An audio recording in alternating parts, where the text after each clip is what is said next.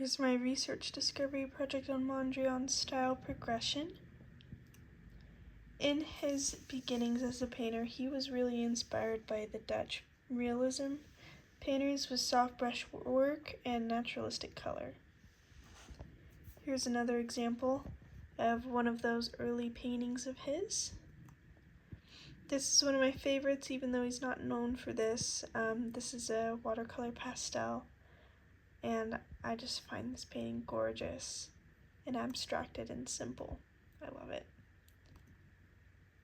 And then in the early 1900s, he started using luminism and using symbolic meanings in his landscapes, focusing on light and color to express that harmony, using expressive brushwork and bold color contrasts. And then this is another example of that. Row of 11 poplars in red, yellow, blue, and green. This is a gorgeous one, very tonalistic. And then this is Evening Red Tree. He moved further away from the naturalistic representation and moved closer to abstraction, taking creative liberties in colors and moods and feelings while still being influenced by the Impressionistic era. This is the Gray Tree, done only 3 years later. And this painting shows Mondrian's deconstruction in natural form and turning it more into geometric shapes and fragmenting those things. And this is a monochromatic palette as well. Just a year later, he starts doing these called the Flowering Apple Tree.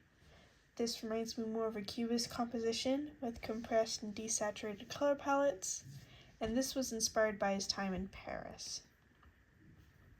Another example of the Flowering Tree. And then in 1913, he started doing these composition series. This one is more loose and messy considering his later work, which is more clean and uniform. And then in the 1920s, he founded the Distill movement, and this aesthetic became popular in the magazine called Distill. And these were also his paintings after World War I. And this was the neoplasticism area. Here's more examples of his compositions.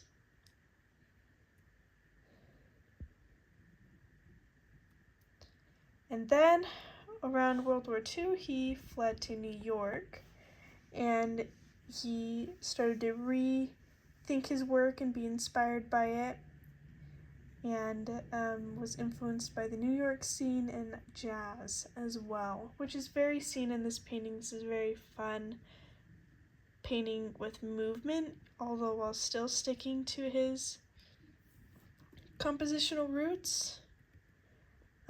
This is called the Broadway Boogie Woogie, and this is one of his last works that he completed before his death. And here are my citations. Thank you.